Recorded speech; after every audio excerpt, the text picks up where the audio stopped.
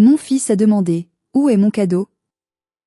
Mon père a ricané « Le Père Noël ne passe que chez les vrais petits-enfants. » Ma sœur a ri.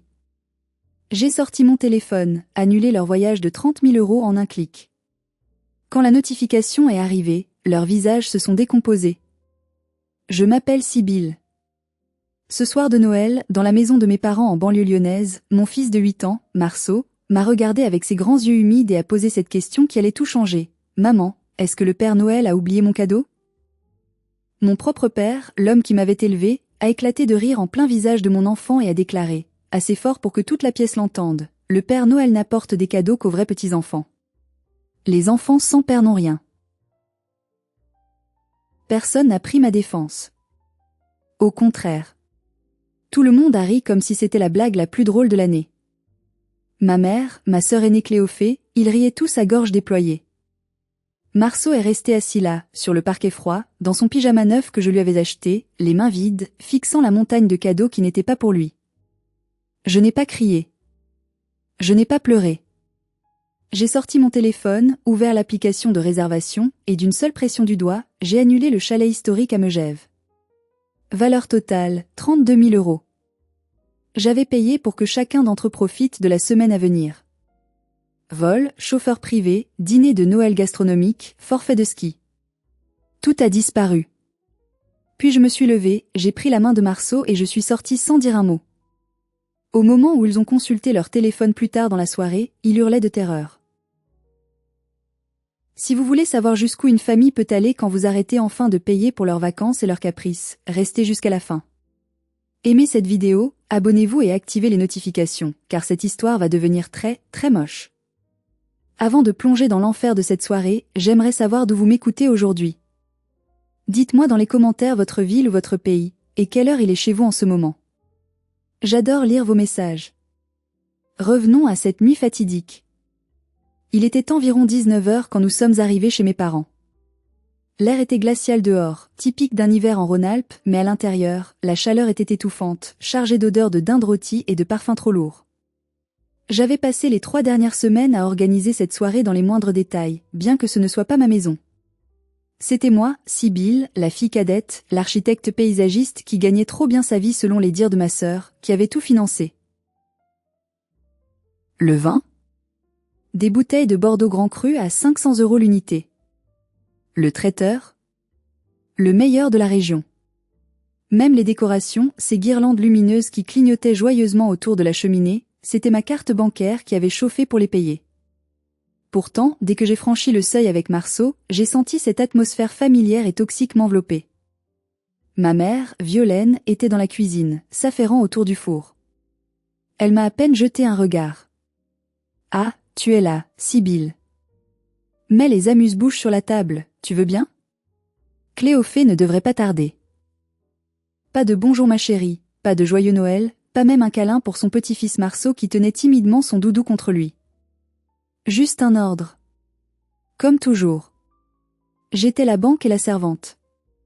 Je me suis exécutée en silence, avalant ma salive. Je me disais que ça en valait la peine. Que la semaine prochaine, dans ce magnifique chalet à Megève que j'avais réservé pour nous tous, l'ambiance serait différente. La neige, le luxe, le ski, cela les détendrait. Ils m'aimeraient peut-être un peu plus si je leur offrais des vacances de rêve. Quelle idiote j'étais. Cléophée est arrivée 30 minutes plus tard, telle une tornade de prétention. Elle portait une robe de créateur, une robe qu'elle avait achetée avec l'argent qu'elle m'avait emprunté 2 mois plus tôt pour, soi-disant, payer les frais de scolarité de ses jumeaux. Ses enfants, Léo et Mia, 5 ans, couraient partout en hurlant, renversant des coussins, sans que personne ne leur dise rien. « Salut la compagnie !» a-t-elle crié en jetant son manteau de fourrure synthétique sur le canapé. Elle m'a regardé de haut en bas, un sourire en coin. « Tiens, Sibylle. Tu as l'air fatiguée.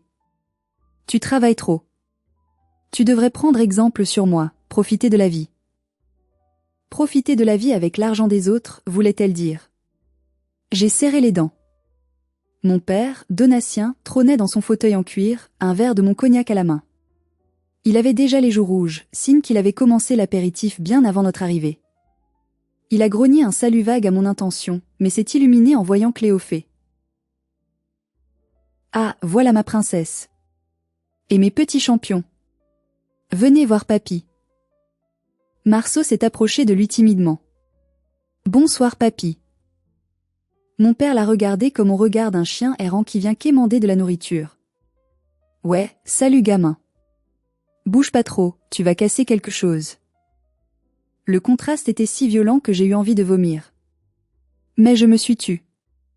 J'ai continué à servir le champagne, à couper le pain, à jouer le rôle de la fille parfaite, invisible et utile. Le dîner s'est passé dans un brouhaha constant. Cléophée monopolisait la conversation, parlant de ses projets imaginaires, de ses amis influents, de sa vie si difficile de mère au foyer incomprise. Mon père buvait ses paroles comme du petit lait, hochant la tête, critiquant au passage mes choix de vie. Tu vois Sibylle, a-t-il lancé entre deux bouchées de foie gras, ta sœur a compris ce qui est important. La famille.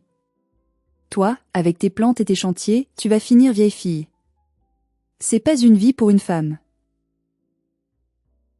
J'ai fixé mon assiette. J'ai 34 ans. Je dirige ma propre entreprise d'architecture paysagiste. J'ai 12 employés. Je viens de remporter un prix national pour la conception d'un jardin thérapeutique. Mais pour eux, je n'étais rien d'autre qu'un échec parce que je n'avais pas de mari pour valider mon existence. Puis, l'heure des cadeaux est arrivée. Le moment que Marceau attendait avec tant d'impatience. Nous nous sommes déplacés vers le salon. Sous le sapin immense, il y avait une montagne de paquets brillants. Des boîtes énormes, des sacs de marque, des enveloppes rebondies. Cléophée s'est précipitée. Oh, regardez ça. Les enfants, venez. Léo et Mia ont déchiré le papier comme des bêtes sauvages. Une voiture électrique, 2 iPads, des vêtements de marque, des jouets télécommandés hors de prix. C'était une orgie de consommation. Mon père et ma mère rayonnaient, tendant paquet après paquet aux jumeaux. Marceau restait assis sagement, ses petites mains jointes sur ses genoux. Il attendait son tour. Il regardait les paquets diminuer. Il a vu la dernière boîte être ouverte. C'était un sac à main de luxe pour Cléophée, de la part de maman et papa. Puis, il n'y a plus rien eu. Juste du papier déchiré sur le sol. Le silence s'est fait un court instant. Marceau a regardé sous le sapin, puis derrière. Il a levé ses grands yeux vers moi, puis vers ses grands-parents. Sa lèvre inférieure tremblait. « Maman » a-t-il chuchoté, sa voix brisée par l'incompréhension. Est-ce que le Père Noël a oublié mon cadeau? Je n'ai pas été sage? C'est à ce moment précis que mon père, Donatien, a prononcé la phrase qui allait signer l'arrêt de mort de notre relation. Il a ricané. Un rire gras, méchant, éthylique. Il n'a rien oublié du tout, petit, a-t-il dit en se penchant vers Marceau, son haleine chargée d'alcool empestant la pièce. Le Père Noël, il a une liste. Et sur cette liste, il n'y a que les vrais petits-enfants. Ceux qui ont un papa et une maman normaux. Les enfants sans père, les bâtards, ils n'ont rien. C'est comme ça.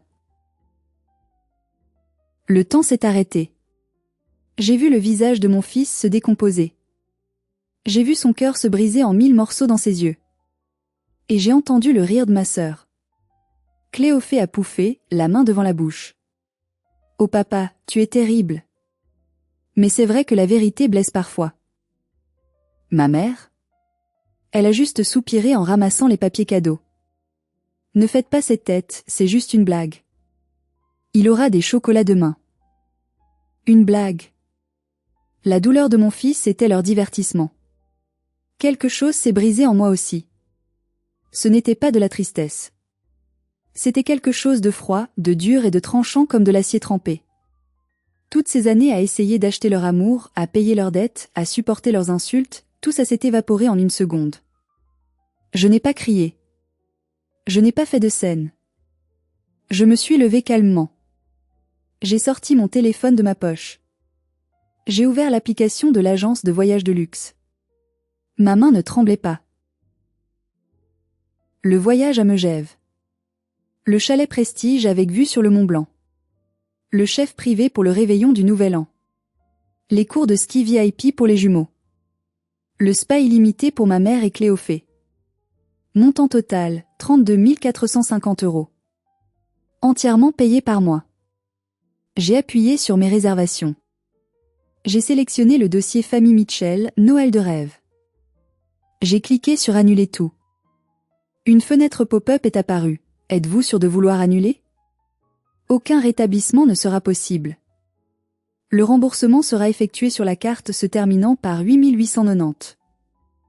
J'ai appuyé sur Confirmer. J'ai senti une vibration confirmant l'action. C'était fait. 32 000 € revenaient vers moi. Et leur rêve partait en fumée. Je me suis penchée vers Marceau, je l'ai pris dans mes bras. Il pleurait silencieusement contre mon cou. On s'en va, mon chéri, ai-je murmuré. Quoi? Déjà, a lancé Cléophée, la bouche pleine de chocolat. Mais on n'a pas encore coupé la bûche. Et on doit parler de l'organisation pour le départ à Megève lundi. Je me suis retournée vers eux une dernière fois. J'ai regardé mon père, affalé dans son fauteuil comme un roi déchu qui ignorait encore sa chute. J'ai regardé ma mère, servile et aveugle. J'ai regardé ma sœur, avide et cruelle.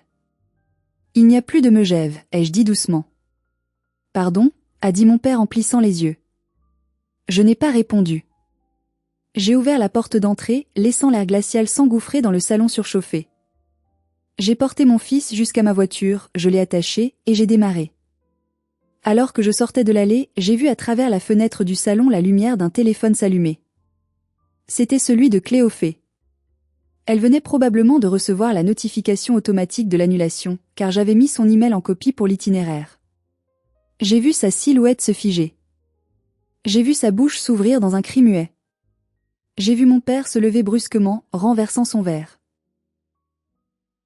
Mais c'était trop tard. J'étais déjà loin. Et ce n'était que le début.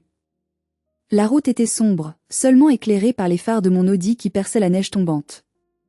Le silence dans la voiture était lourd, seulement brisé par les reniflements étouffés de Marceau à l'arrière. Maman, sa petite voix tremblait. C'est vrai ce que papy a dit? Je ne suis pas un vrai petit-fils? J'ai serré le volant si fort que mes jointures ont blanchi. La rage bouillait dans mes veines, une rage froide et calculatrice. Non, mon chéri, ai-je répondu, ma voix étonnamment stable. Papy a menti. Papy est un homme méchant qui a bu trop de potions magiques qui rend bête. Tu es le meilleur petit-fils du monde. Et tu sais quoi? Le Père Noël ne t'a pas oublié. Il a juste déposé tes cadeaux à notre maison, parce qu'il savait qu'on ne resterait pas ici. C'est vrai? Promis. À cet instant, le tableau de bord de ma voiture s'est illuminé comme un arbre de Noël. Mon téléphone, connecté en Bluetooth, a commencé à vibrer frénétiquement. Appel entrant, Cléophée. J'ai laissé sonner. Une fois. 2 fois. Appel entrant, papa. Appel entrant, maman. Message de Cléophée, c'est une blague? Réponds tout de suite. Le système audio de la voiture a bipé, annonçant un nouveau message vocal. C'était Cléophée. Sa voix a rempli l'habitacle, stridente, hystérique. Sibylle. Tu es complètement malade ou quoi? Je viens de recevoir un email d'annulation pour le chalet. C'est marqué annulé par le payeur. Tu te rends compte de ce que tu as fait? J'ai déjà posté les photos du chalet sur Instagram. J'ai dit à tout le monde qu'on partait. Tu me fais passer pour quoi? Remets la réservation tout de suite. Tout de suite. Pas un mot sur Marceau.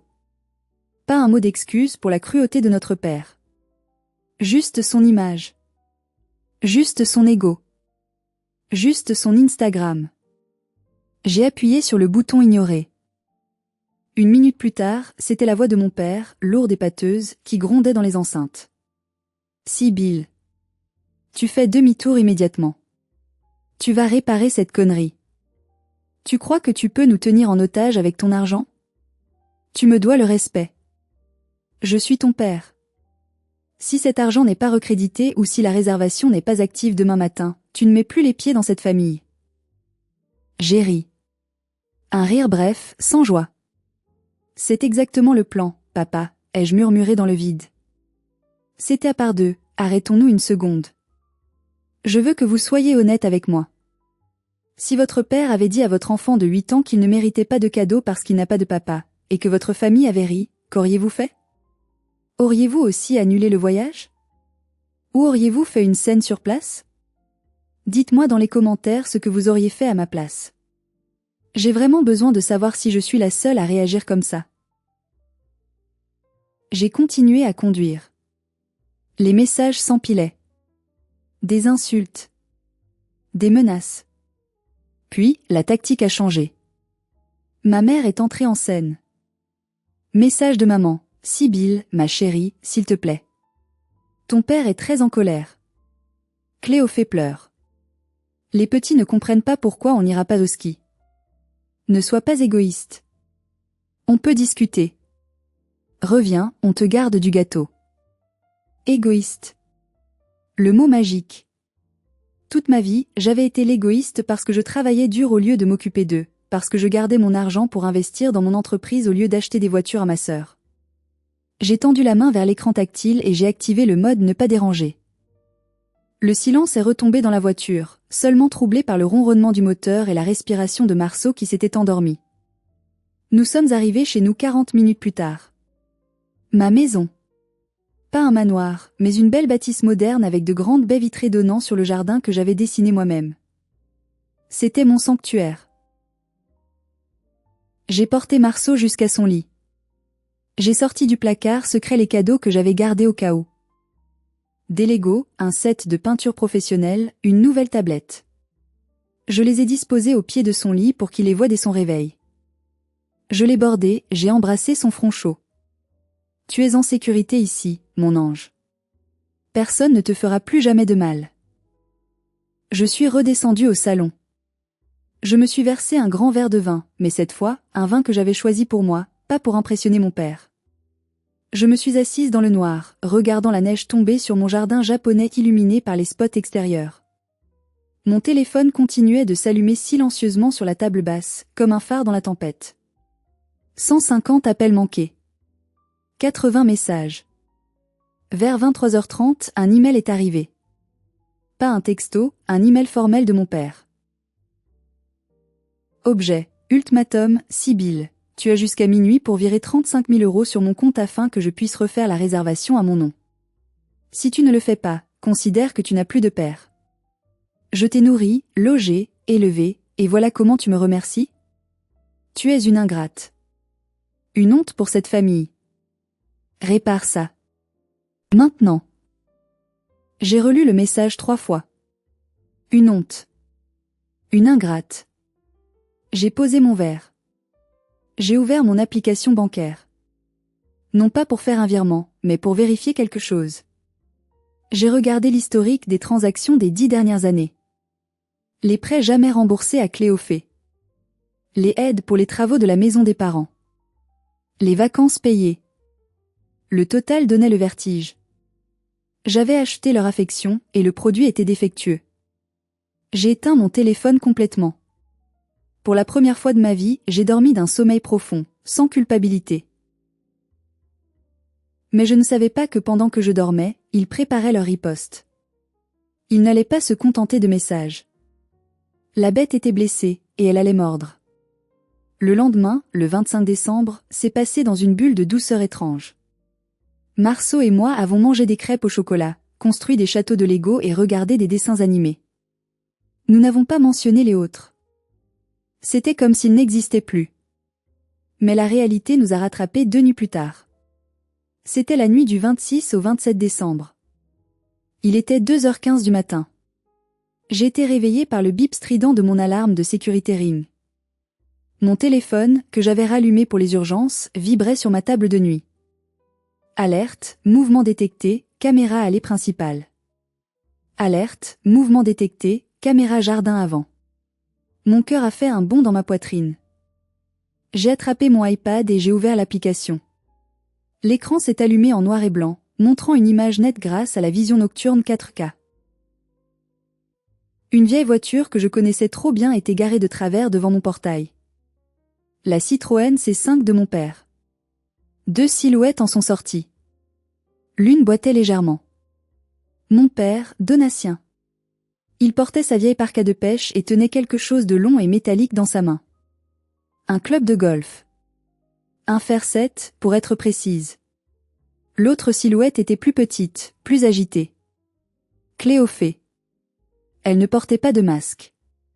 Elle était trop arrogante pour ça, ou trop stupide. Elle tenait 2 gros sacs plastiques qui tintaient.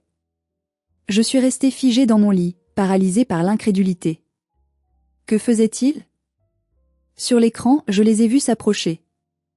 Ils ne se sont pas dirigés vers la porte d'entrée pour sonner. Ils se sont dirigés vers mon jardin. Ce jardin n'était pas juste de l'herbe et des fleurs.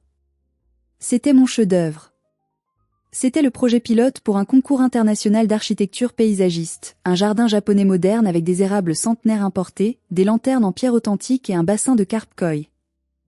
C'était ma fierté, mon travail, mon âme. J'ai vu Cléophée sortir quelque chose de son sac. Une bombe de peinture ? Non. Pire. Un bidon avec un pulvérisateur. J'ai zoomé.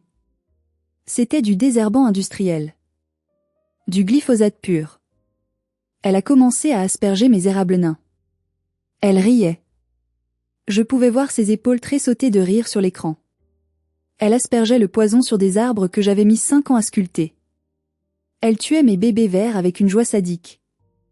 Pendant ce temps, mon père s'est approché de mes lanternes en pierre. Il a levé le club de golf. Crac. Le son a été capté par le micro de la caméra, sec et violent. La lanterne s'est brisée. Il a avancé vers mon Audi garé dans l'allée. Il a levé le club à nouveau. Bam. Le phare avant gauche a explosé. Bam.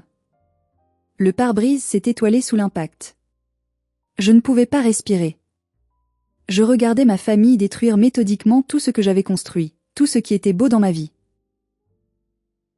Cléophée a fini avec le désherbant.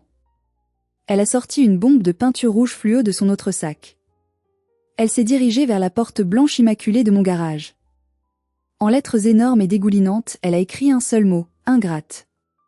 Puis, comme pour signer son crime, elle s'est tournée vers la caméra de sécurité. Elle savait qu'elle était là. Elle a levé son majeur bien haut, a tiré la langue, et a crié quelque chose que le micro a capté distinctement. « Voilà ton cadeau de Noël, sale égoïste !» Mon père a fini sa besogne en urinant, oui, en urinant sur les restes de mon massif de pivoine rare. Ils sont remontés dans la voiture. Ils ont démarré en faisant crisser les pneus et ont disparu dans la nuit. Durée totale de l'attaque, 6 minutes et 43 secondes.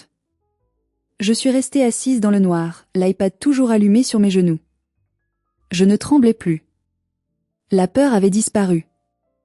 La tristesse avait disparu. Il ne restait qu'une clarté absolue. Ils n'étaient plus ma famille. Ils n'étaient plus mon père et ma sœur. Ils étaient des criminels. Des vandales. Des ennemis. J'ai sauvegardé la vidéo sur le cloud, sur mon disque dur externe et je l'ai envoyée par email à mon avocat. Puis, j'ai composé le 17. Police secours, j'écoute ? Bonjour, ai-je dit, ma voix calme, presque mécanique. Je souhaite signaler une intrusion, des actes de vandalisme aggravés et des menaces de mort. Je connais les auteurs. J'ai les preuves vidéo. Qui sont les auteurs, madame ? J'ai pris une grande inspiration. Monsieur Donatien Mitchell et madame Cléophée Mitchell. J'ai raccroché. En regardant par la fenêtre les lettres rouges ingrates qui saignaient sur mon garage, j'ai su que la guerre venait d'être déclarée. Et ils n'avaient aucune idée de l'arsenal dont je disposais. Le lendemain matin, à 9h, j'étais au commissariat de police. J'avais laissé Marceau chez une amie de confiance, ne voulant pas qu'il soit témoin de la suite. L'officier de police qui m'a reçu, le lieutenant Dupuis, a regardé la vidéo sur mon iPad en silence. Il a grimacé quand mon père a frappé le pare-brise. Il a secoué la tête quand Cléophée a aspergé le poison.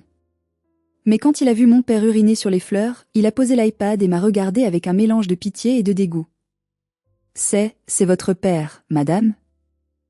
Biologiquement, oui. Légalement, c'est l'homme qui vient de causer pour environ 15 000 € de dégâts chez moi. Nous allons les convoquer immédiatement. 2 heures plus tard, j'étais assise dans une salle d'interrogatoire, derrière une vitre sans teint. Il les avait amenés. Cléophée pleurait. Pas des larmes de remords, non. Des larmes de rage et de victimisation. Elle portait encore son jogging de la veille, ses cheveux en bataille. C'est un malentendu, criait-elle à l'officier. C'est une dispute de famille. Ma sœur nous a provoqués. Elle a volé le Noël de mes enfants. Je suis une mère, je suis à bout de nerfs. Vous ne pouvez pas arrêter une mère de famille pour avoir coupé quelques plantes. Mon père, lui, jouait la carte de l'autorité outragée. Je veux parler au commissaire. Je paie mes impôts. J'ai le droit d'éduquer ma fille. Si elle ne respecte pas son père, elle mérite une leçon. C'est juste de la peinture, bon sang. Le lieutenant Dupuis est entré dans la pièce où je me trouvais. Madame Sibylle, ils reconnaissent les faits mais invoquent le conflit familial pour minimiser la gravité. Ils disent que vous les avez poussés à bout en annulant un voyage qu'ils considéraient comme indu. Il a fait une pause, me scrutant. Écoutez, c'est souvent compliqué les affaires de famille. Si vous portez plainte, ça va aller loin. Tribunal correctionnel, casier judiciaire, dommages et intérêts lourds. Votre sœur parle de ses enfants. Voulez-vous vraiment aller jusqu'au bout? Ou préférez-vous une médiation? J'ai regardé à travers la vitre. J'ai vu Cléophée mimer un geste obscène vers le mur, pensant que personne ne la voyait. J'ai vu la haine pure sur le visage de mon père. Si je reculais maintenant, ils recommenceraient. Ils penseraient qu'ils ont gagné. Ils penseraient que je suis faible. Lieutenant, ai-je dit fermement. Ce ne sont pas des membres de ma famille. Ce sont des intrus qui sont venus chez moi à 2 heures du matin avec des armes et du poison. Ils ont détruit mon outil de travail, ces plantes étaient pour un concours professionnel. Ils ont menacé ma sécurité. J'ai sorti un dossier de mon sac.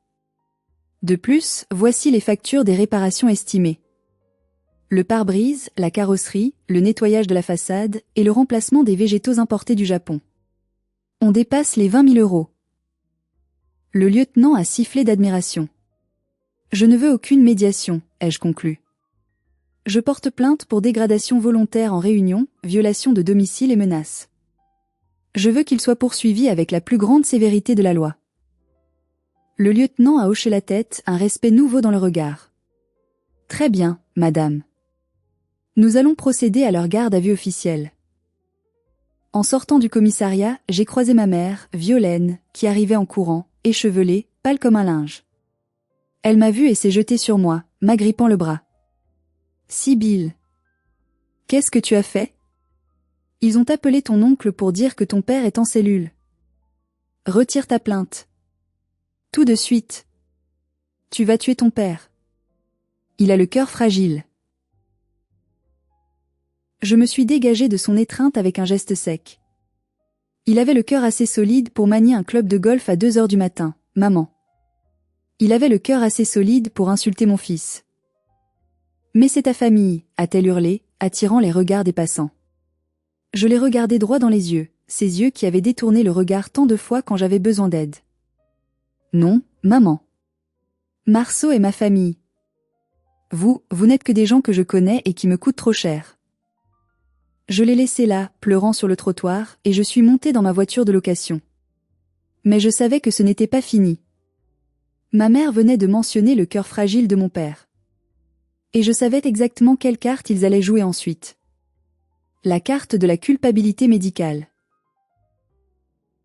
3 jours plus tard, alors que mon père et ma sœur étaient sortis de garde à vue avec une convocation au tribunal pour le mois suivant, mon téléphone a sonné. C'était un numéro inconnu. J'ai décroché, méfiante. Allô? Sibylle.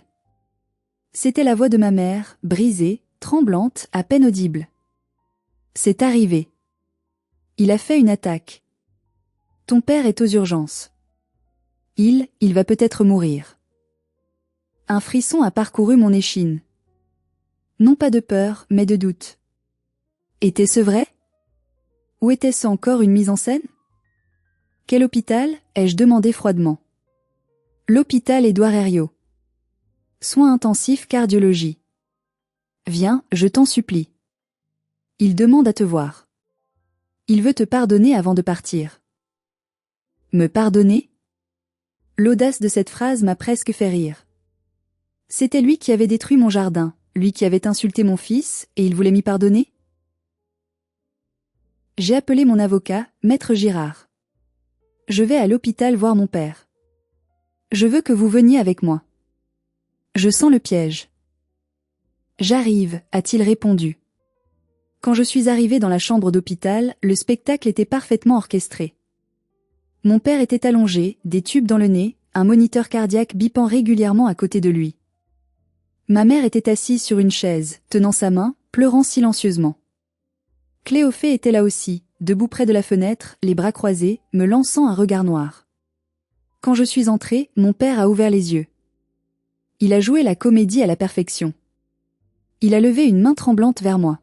« Sibylle, ma fille. » A-t-il croassé. « Regarde ce que tu as fait, le stress, mon cœur n'a pas tenu. »« Bonjour papa », ai-je dit sans m'approcher. « Les médecins disent que tes constantes sont stables.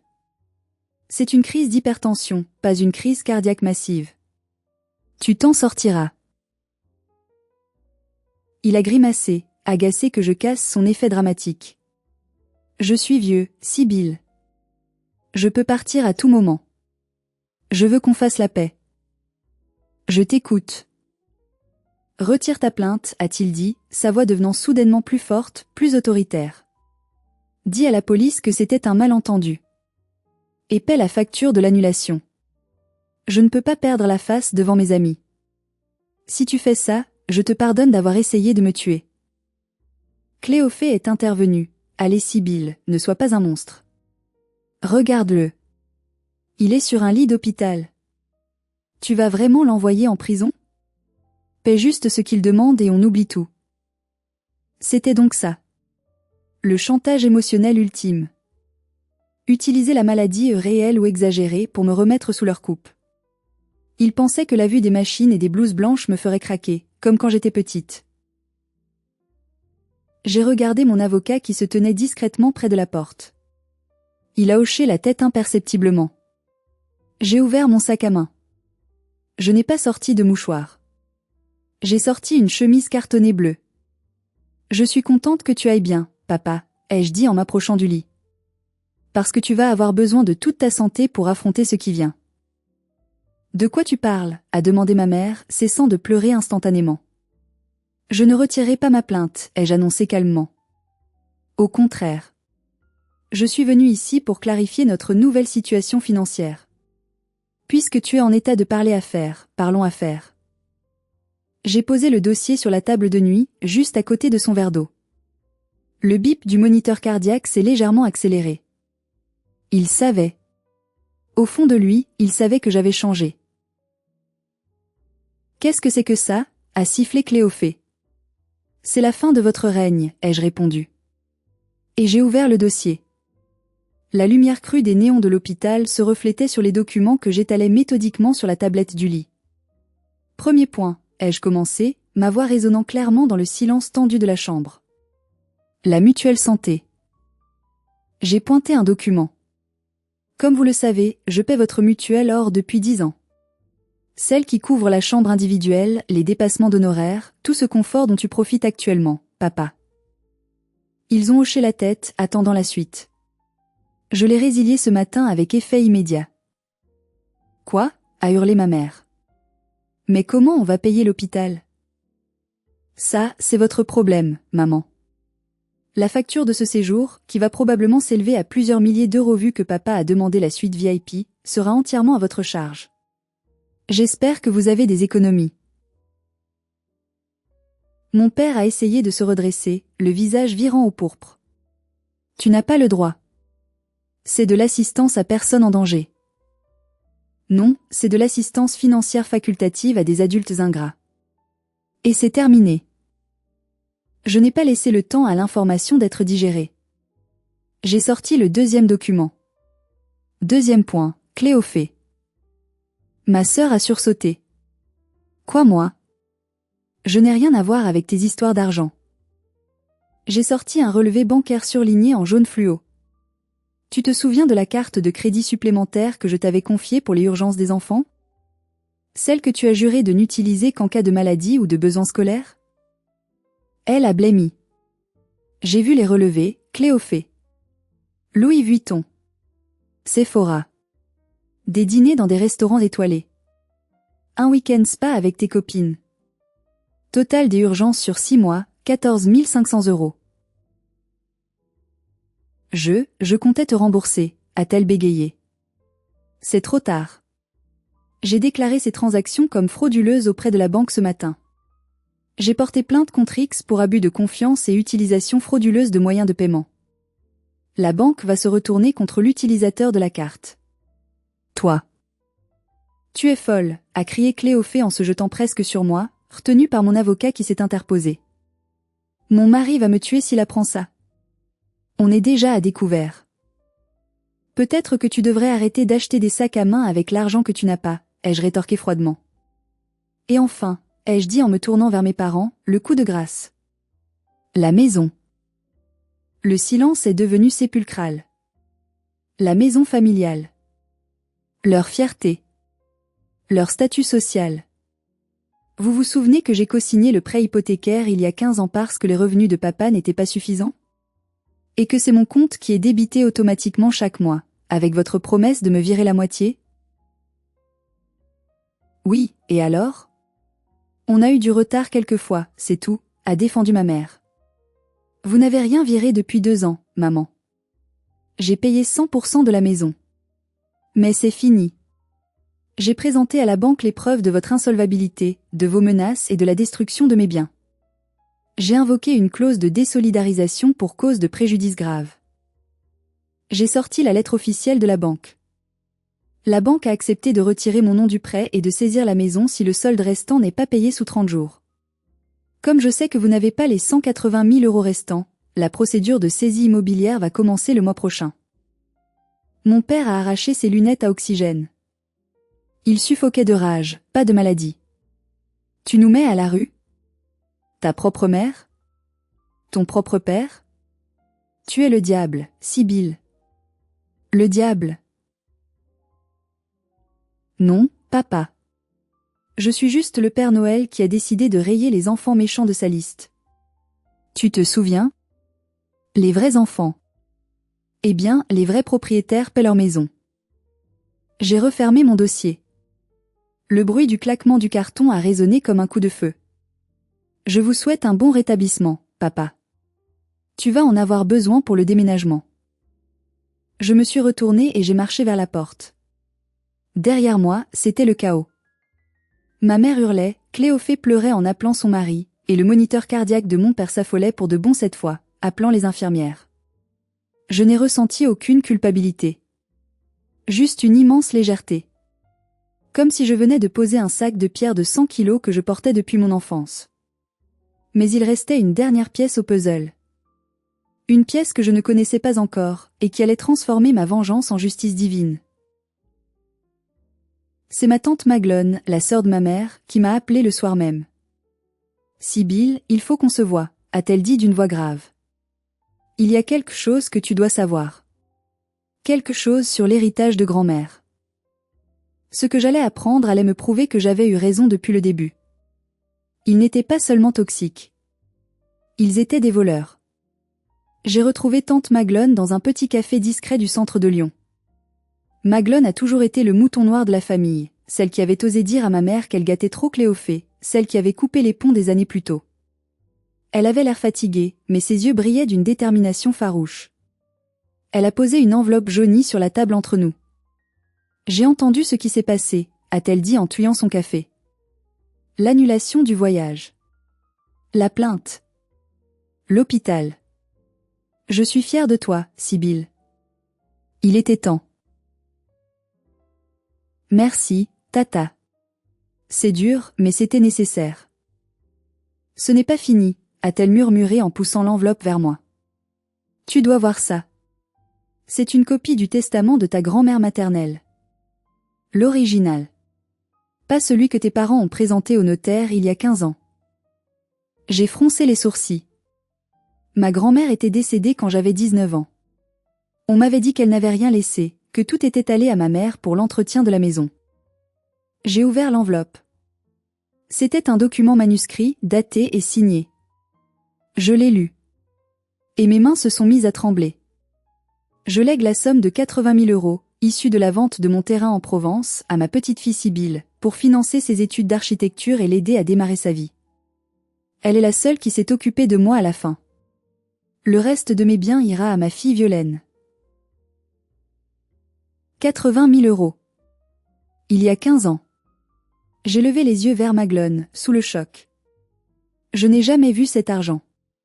Maman m'a dit qu'il n'y avait rien. J'ai dû faire un prêt étudiant. J'ai travaillé au McDonald's pendant 5 ans pour payer mon école. J'ai mangé des pâtes à l'eau pendant que Cléophée roulait en voiture neuve. Maglone a hoché la tête tristement.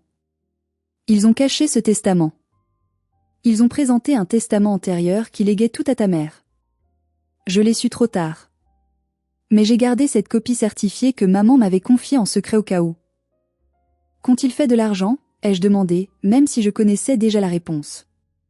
Ils ont refait la toiture de leur maison. Ils ont acheté la première voiture de Cléophée. Et ils ont payé le mariage de Cléophée. C'était Théoène Argent, Sibylle. Ils t'ont volé ton avenir pour financer le présent de ta sœur. La colère que je ressentais n'était plus froide. Elle était brûlante. C'était un incendie ravageur. Ce n'était pas seulement de l'injustice. C'était un crime. Ils m'avaient regardé galérer, travailler nuit et jour, m'endetter, alors qu'ils dépensaient mon héritage sous mon nez. Et ils avaient le culot de me traiter d'ingrate ? Est-ce que c'est utilisable en justice ? Ai-je demandé. Oui. C'est un faux en écriture et un détournement d'héritage. Il n'y a pas de prescription pour le recel de testament dans ce cas précis car tu viens de le découvrir. Tu peux récupérer cet argent. Avec les intérêts. J'ai pris l'enveloppe. Je l'ai serrée contre ma poitrine. Merci, Tata. Tu viens de me donner l'arme nucléaire. Fais-les payer, ma chérie. Pour toutes les fois où ils t'ont fait sentir que tu étais moins bien que Cléophée. En sortant du café, j'ai appelé mon avocat. Maître Girard ? Ajouter une nouvelle procédure au dossier. Détournement de succession et faux et usage de faux. On ne va pas seulement saisir leur maison pour la banque. On va saisir ce qu'il reste pour me rembourser ce qu'ils m'ont volé il y a 15 ans. La guerre était finie. C'était maintenant l'heure de l'exécution. Le mois de janvier a été une descente aux enfers pour la famille Mitchell, et je l'ai observé de loin, intouchable. Les événements se sont enchaînés comme des dominos. D'abord, Cléophée. Quand la banque a contacté son mari pour le remboursement des 14 500 euros de dépenses frauduleuses sur ma carte, le château de cartes de son mariage s'est effondré. Son mari, un homme brave mais aveugle, a découvert non seulement cette dette, mais aussi d'autres crédits à la consommation qu'elle avait cachés. De plus, la vidéo de Cléophée aspergeant du poison dans mon jardin a mystérieusement fuité sur un groupe Facebook local de jardiniers amateurs, puis est devenue virale dans notre petite ville. La maman parfaite d'Instagram a été exposée comme une vandale hystérique. Son mari a demandé le divorce et la garde exclusive des enfants. Cléophée s'est retrouvée sans domicile, sans argent, et avec une réputation en lambeaux. Ensuite, mes parents. Sans mon soutien financier et avec la procédure de saisie lancée, ils n'ont pas tenu 2 semaines. Ils ont dû vendre en urgence la plupart de leurs meubles de valeur pour payer les frais d'avocat de mon père, pour l'agression et le vandalisme, et tenter de sauver la maison. Mais avec la découverte du testament volé, le juge a ordonné le gel de tous leurs avoirs restants. La maison a été saisie par la banque mi-janvier. Le jour de leur expulsion, je n'y suis pas allée. Mais une voisine m'a raconté. Mon père, affaibli, marchait avec une canne, le regard vide. Ma mère pleurait en portant des cartons dans un petit camion de location. Ils partaient pour un petit appartement HLM en périphérie, le seul qu'ils pouvaient se permettre avec leur maigre retraite. Ils avaient tout perdu. Leur maison, leur statut, leur fille vache à lait et leur honneur. J'ai reçu une dernière lettre de ma mère. Pas d'insultes cette fois. Juste des supplications.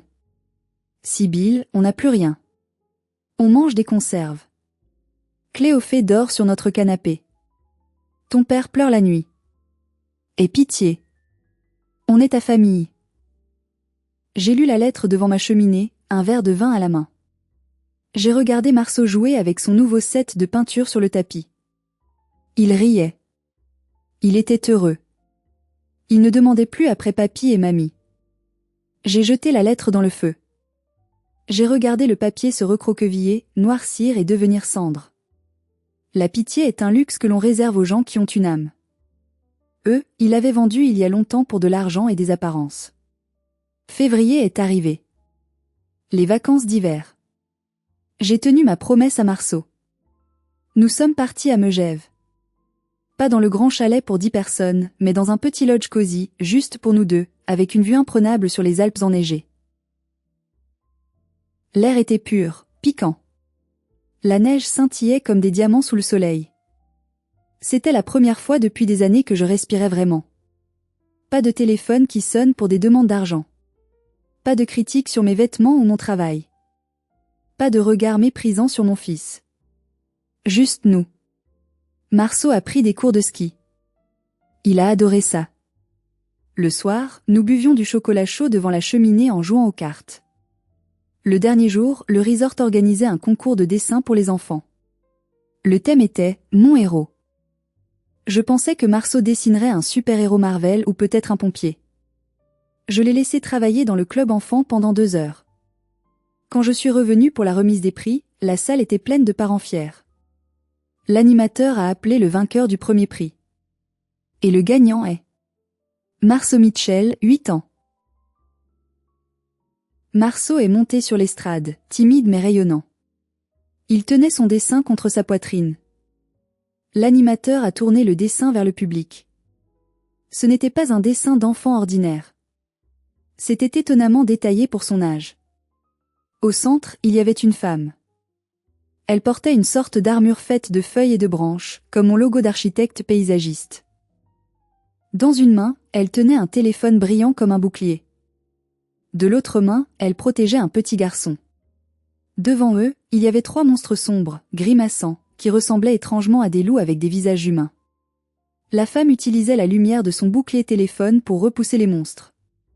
En bas, il avait écrit d'une écriture appliquée « Maman, la gardienne ». Les larmes ont coulé sur mes joues sans que je puisse les retenir. Des larmes chaudes, libératrices. L'animateur a tendu le micro à Marceau. « Tu peux nous expliquer ton dessin, bonhomme ?» Marceau a cherché mon regard dans la foule. Il a souri. « C'est ma maman », a-t-il dit d'une voix claire.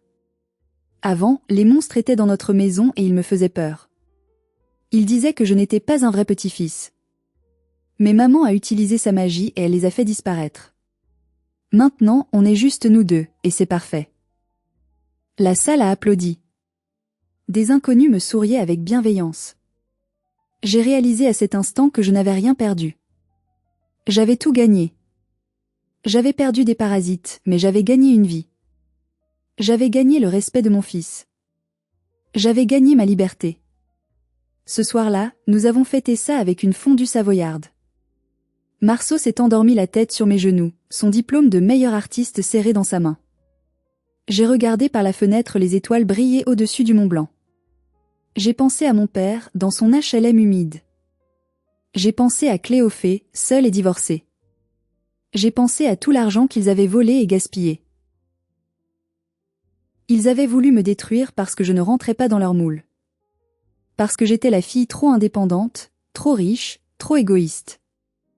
Mais ils avaient oublié une règle fondamentale de la nature, une règle que je connais bien en tant que jardinier. Si vous coupez les branches saines pour nourrir les branches mortes, l'arbre finit par mourir. Mais si vous taillez le bois mort, l'arbre fleurit comme jamais auparavant. J'avais taillé le bois mort. Et mon printemps venait de commencer. 1 an a passé. Ma vie est méconnaissable. Mon entreprise a doublé son chiffre d'affaires. J'ai fini mon jardin japonais, qui a remporté le premier prix européen. Marceau est épanoui, c'est un excellent élève et un artiste en herbe. Quant à ma famille, le tribunal a condamné mon père et Cléophée à me rembourser les dégâts, plus des dommages et intérêts moraux. Avec l'argent récupéré du détournement d'héritage, environ 100 000 € avec les intérêts accumulés, j'ai créé une fondation. La Fondation Maglone. Elle offre des bourses d'études aux jeunes étudiants qui, comme moi, ont été coupés financièrement par des parents toxiques ou abusifs. Chaque euro que ma grand-mère m'avait laissé sert maintenant à aider quelqu'un à s'échapper. Je n'ai plus jamais parlé à mes parents ni à ma sœur. J'ai changé de numéro, j'ai déménagé, après avoir vendu la maison vandalisée pour un très bon prix. Ils sont des fantômes du passé. Parfois, on me demande si je regrette. Si je ne suis pas trop dure. Après tout, c'est la famille, non? Je réponds toujours la même chose, le sang ne fait pas la famille. L'amour, le respect et la loyauté font la famille. Si vous êtes dans une situation où vous êtes la vache à lait, le bouc émissaire, celui ou celle qu'on appelle seulement quand on a besoin d'argent, écoutez-moi bien. Le bouton annuler existe. Il est effrayant à presser. Vos mains trembleront. Ils crieront. Ils vous menaceront. Ils diront que vous êtes un monstre.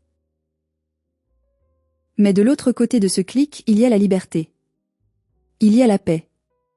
Il y a une vie où personne ne vous insulte le soir de Noël. J'ai choisi Marceau. J'ai choisi ma dignité. Et c'est la meilleure décision financière et émotionnelle de ma vie.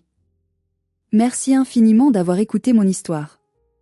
C'était dur de la raconter, mais j'espère qu'elle donnera du courage à certains d'entre vous. Si vous avez déjà vécu une rupture familiale ou si vous avez dû couper les ponts pour vous sauver, partagez votre expérience dans les commentaires. Votre témoignage peut aider quelqu'un d'autre. N'oubliez pas de liker la vidéo si vous soutenez ma décision, et abonnez-vous pour plus d'histoires de justice et de karma. Prenez soin de vous et de vos vrais proches. À bientôt. Yeah, I hope he would. Fucking Hawkeye. Stupid character. Tommy, you're just hating because you don't play him. For real. My bad. I make the game worse. by Tommy, playing the you OP try character. him and do as good as I do as him. Okay, let me use a character that I use like 5 times. Exactly. That's what I thought. Okay, how about you? How about next game? You play Venom, I play Hawkeye. Fine. I'm so down. Okay, I'm 22. Okay, 22-3 versus 34-10. 33k mitigated damage. Let's see. Yeah, the Let's see what happens. I'll give you the team up at least. How much is? Oh. You'll need a top-notch team to win this one. Have fun tickling them on Venom. I will. Oh, it's so much fun. Wait, where's Hawkeye? Oh. You get to use your skin. Please get the MVP. What? That's gonna be kind of hard. Okay, Lightning. You know how to do the one-shot combo with Venom, right? I use my thing that like grabs him. Okay, listen to me. Okay, so Wait, basically, wait! I got it. I use the thing that grabs him. I hit twice, and then I Yeah. ult, yeah, and then spam click. and then I spam click. Okay, I'm never gonna So pull you that off. By the way. Yeah, you gotta slam on them though to damage 30 them, seconds before you and then attack. right click Get because ready. the right click will blow What does up buttons do? as soon as you click your Oh. ult. Really slam, right click. Attack All right, Tommy. twice, You want to know the ult, one-shot combo and then for Hawkeye? shoot them in the head. Okay, who do I play? Who do I play? Who do I play? I don't know. Play who you want. Honestly. Please No. play Thor. Play Thor. Thor? Okay. 2 tanks. 2, 1. I could play Deadpool. My brother Luke heralds Whatever not you just do, as play. I'm joking. I'm fucking ass at Deadpool. I almost killed that person by myself.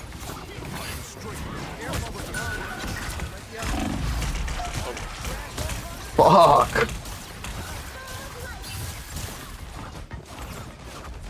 Well, why am I on the roof? Are we getting Madden gameplay?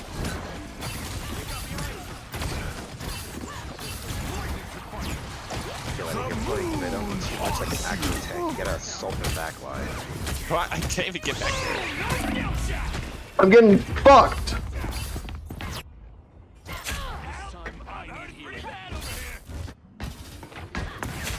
Your Venom is so funny. the lightning of Asgard returns. This is terrible angle. What? How did I die? I was in that. Oh my god, did he just not die? What? Okay, that should have killed him. There we go. I need to heal. I can't die. Oh man. Maybe ulted to res one guy. Kill me. Misty, please turn around. I need help. Where are you? Oh. Oh, it's a right click. Turn around. I need Oh help. my god. Oh my god, is that? In the rage of battle. Oh, Oh. Nice Spider-Man ult. oh, okay. I thought. Uh-oh. That motherfucker.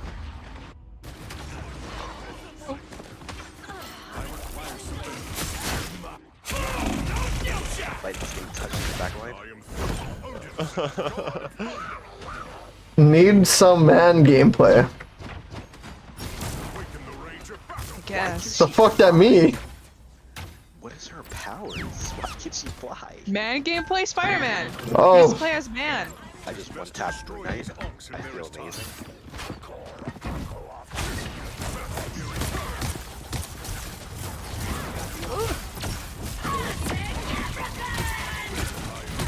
no, my ult. Oh, what? Oh, my ult's gone.